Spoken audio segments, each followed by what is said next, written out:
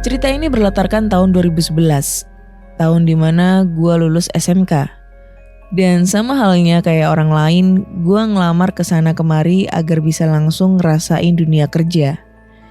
Gak sia-sia usaha lamaran gue berbuahkan hasil, karena gue dapat panggilan kerja di sebuah pabrik keramik di kota P. Singkatnya gue diterima dan bisa mulai kerja keesokan harinya. Mulailah gue cari kos-kosan karena gue bukan berasal dari kota ini. Selama kurang lebih 2 bulan, gue kerja di sini gak ada apa-apa. Karena gue non-shift waktu itu. Maklum, gue fresh graduate. Tapi semua berubah waktu gue di shift seingat gue. Waktu itu gue shift malam. Gue sendiri dapat bagian di packing. Bagian yang paling berat sebenarnya, tapi gue terima karena namanya juga pertama kali bekerja. Jiwa muda gue masih menggebu-gebu. Kejadian ini dimulai waktu jam menunjukkan pukul 1 dini hari seingat gue. Waktu itu tiba-tiba terdengar suara orang berteriak-teriak yang membuat seisi gedung tempat gue itu rame dan ingin tahu ada apa. Yang gue dengar waktu itu ada yang berteriak seperti ini. Ada kecelakaan. Sontak gue yang ikut penasaran mendekat dan kemudian aktivitas bekerja dihentikan sementara sambil kami berkerumun menuju sebuah lokasi yang sudah ramai karyawan pabrik yang kebetulan dapat shift malam waktu itu. Rupanya ada seorang karyawan yang meninggal dunia. Karyawan ini mendapat bagian di batu bara. Sedikit informasi, bagian batu bara ada di belakang pabrik, dekat dengan area kebun yang kata karyawan-karyawan senior, angker. Penasaran, gue pun ikut melihat karyawan yang malang itu. Syok adalah hal pertama yang gue rasakan waktu lihat jasad beliau.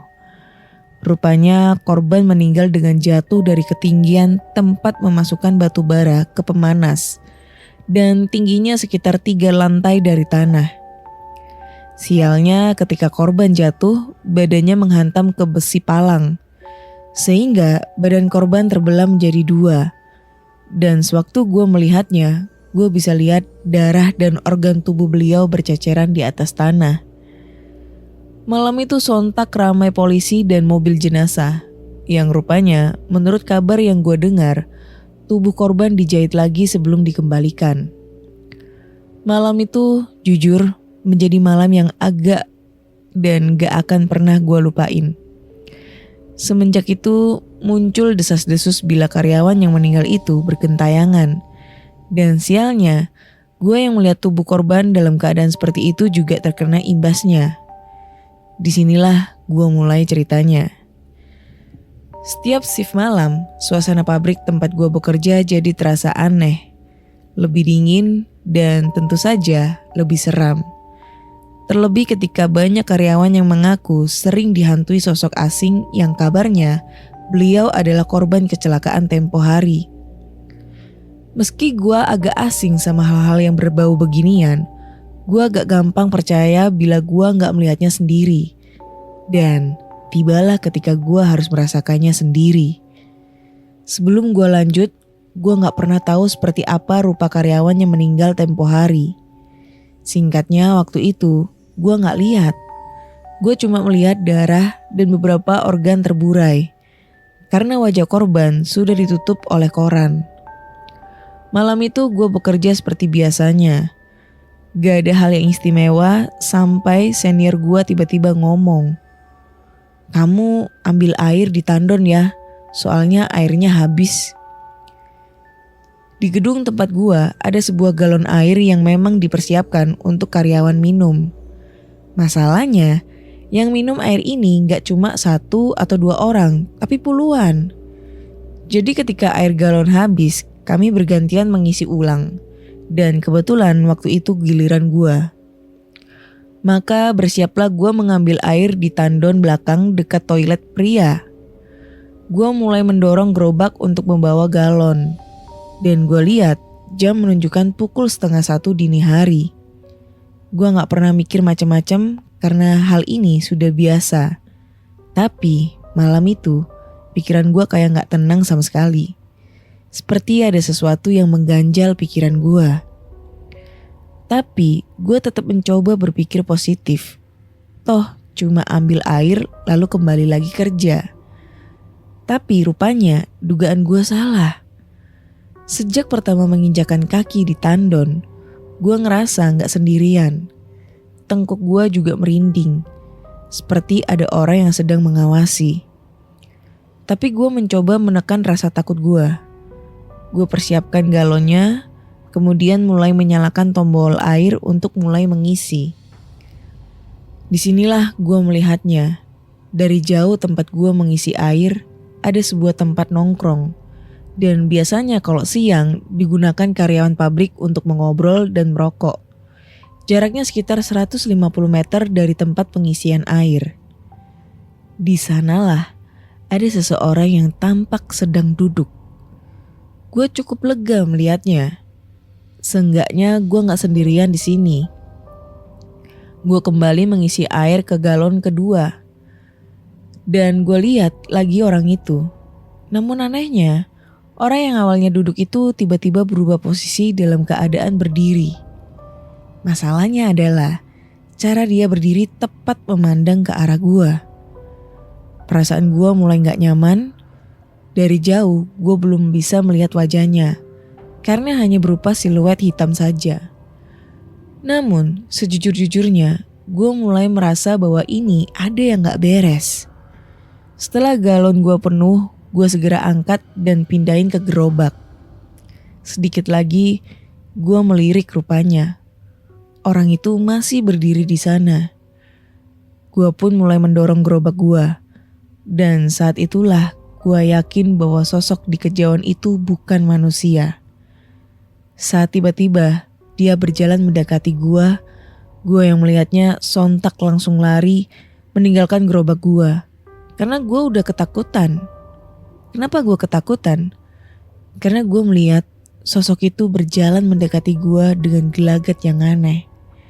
Caranya berjalan seperti orang yang tidak bisa menahan tubuhnya, alias badannya bergerak naik turun seperti badan atasnya itu mau lepas dan jatuh ke tanah. Menakutkan. Kejadian itu akhirnya gue ceritakan sama karyawan lain. Dan akhirnya gue diantar untuk mengambil gerobak itu. Anehnya sosok itu sudah tidak ada lagi.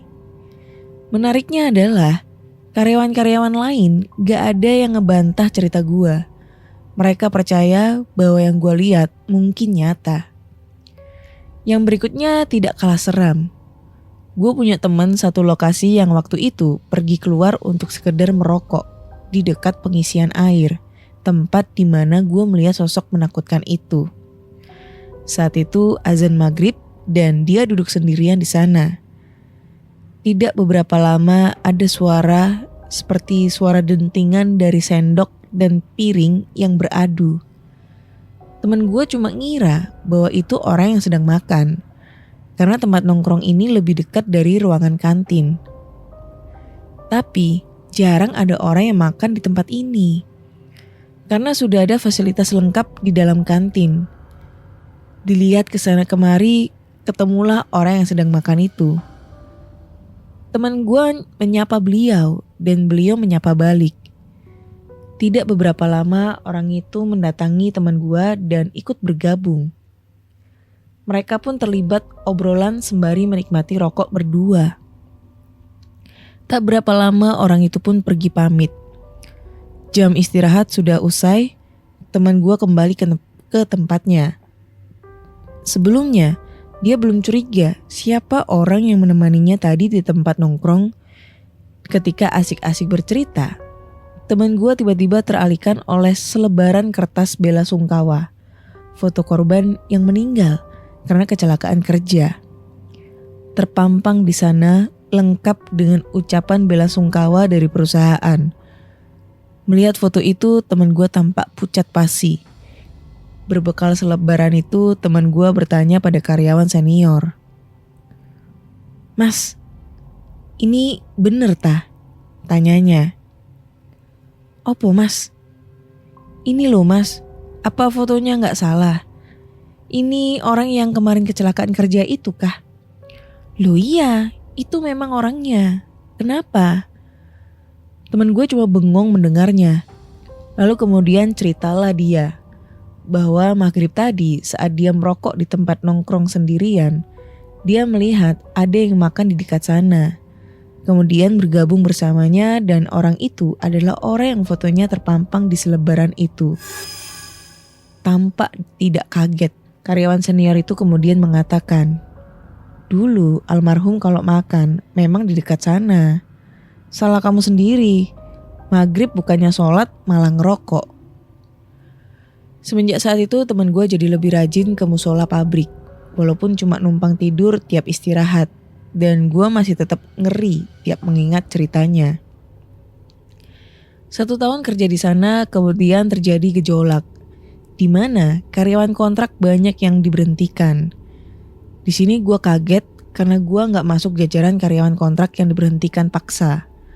Gue cuma dipindah bagian saja masalahnya. Gue yang sebelumnya di packing pindah ke batu bara dan waktu itu gue bingung setengah mati. Rasanya mau resign, tapi temen gue mengingatkan kalau cari kerja itu sulit. Dan karena di batu bara juga nanti ada temennya. Di bagian batu bara sendiri biasanya memang dijaga 2 orang. Akhirnya gue setuju untuk tetap bekerja di pabrik itu. Gue inget malam pertama waktu pindah bagian ke batu bara. Tempatnya benar-benar berbeda dari tempat packing yang terang, bersih, dan penuh sama orang. Di sini sepi, dingin, dan bangunannya sudah tua. Hanya tercium aroma besi-besi berkarat. Lengkap dengan pemandangan langsung kebun angker.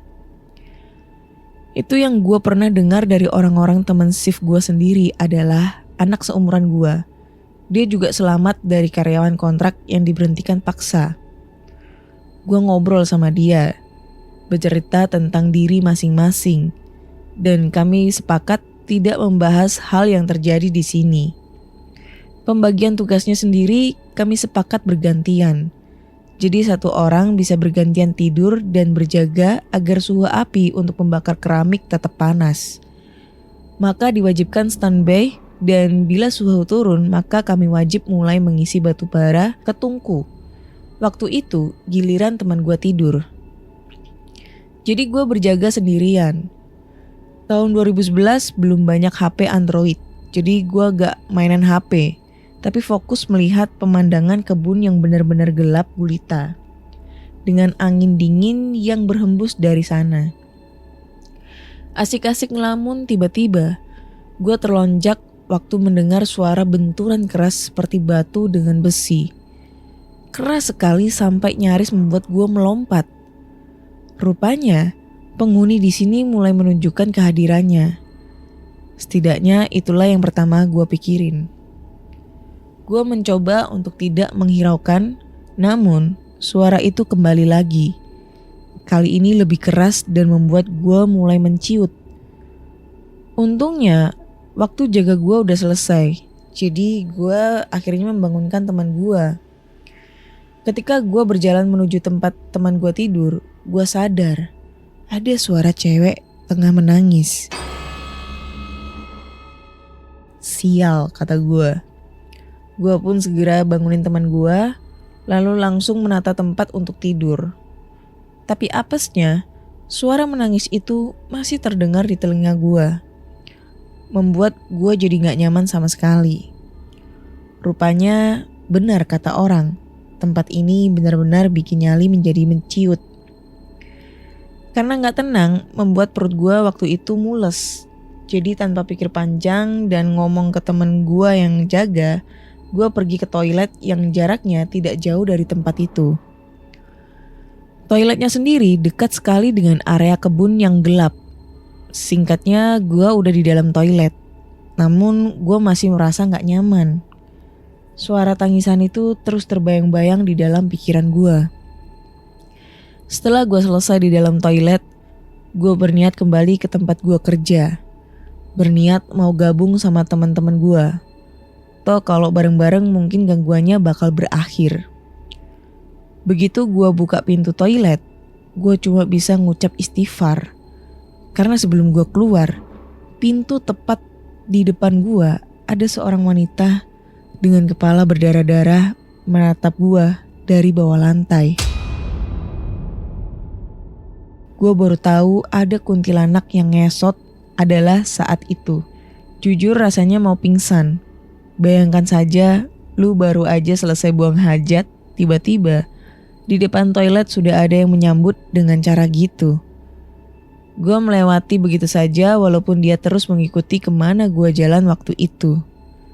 Tapi gue gak ceritain ini ke teman gue karena gue tahu mereka gak suka dibicarain. Gangguan gue malam itu selebihnya hanya suara dan suara. Puncaknya adalah waktu gue udah gak betah lagi karena malam itu gue ngalami kejadian yang bisa dibilang paling parah. Berbekal ada masalah di rumah yang gue bawa ke pabrik. Ditambah SMS bahwa teman gue gak bisa masuk karena sakit membuat gue sadar. Malam ini gue sendirian yang jaga. Jam shift malam dimulai pukul 11 malam. Baru gue masuk ke sana, gue sudah mencium aroma anyir darah segar.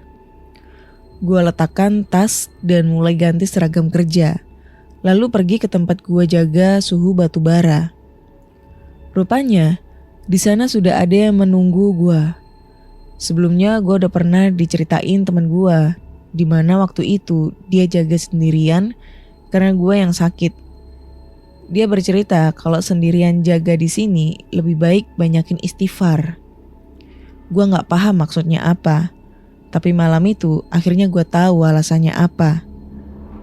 Di gedung lama sendirian, tanpa teman dengan berbekal nekat demi sesuap nasi, membuat gue harus berhadapan dengan sosok yang dulu pernah gue temui dalam siluet kegelapan.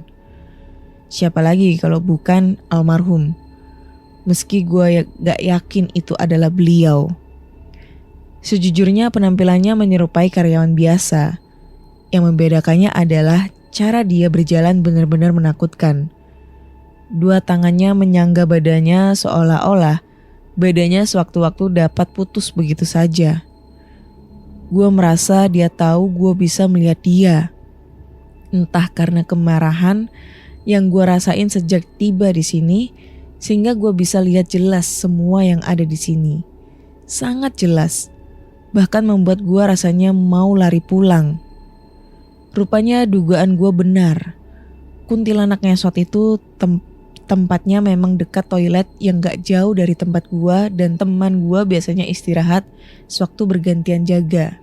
Namun yang bikin gua gak mau lama-lama di sini adalah penghuni kebun yang bentuknya nyaris mirip bentuk kuda. Hanya saja, selain makhluk-makhluk itu, gua berusaha tetap menjaga jarak untuk tidak mengganggu. Meski gua tahu mereka mencoba menarik perhatian gua. Siapa sangka rupanya gue benar-benar gak disukai di sana, entah karena apa. Karena ketika jam istirahat, tepatnya waktu gue mau sholat subuh setelah tertidur waktu jaga, gue gak bisa bangun lagi. Dan rupanya ada makhluk hitam dengan tanduk besar sekali, nginjek badan gue sembari melotot marah. Gue baru bisa berdiri waktu teman gue shift pagi datang dan akhirnya nolong gue biar bisa berdiri. Selebihnya itu akhirnya gue memutuskan untuk resign. Semenjak itu kalau gue inget-inget, pabrik itu gue jadi rada skeptis.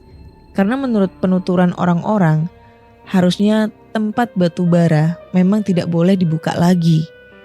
Namun saat ini gue gak tahu apakah tempat itu masih beroperasi karena sekarang gue udah kerja di tempat lain. Yang lalu biarkan jadi pengalaman saja.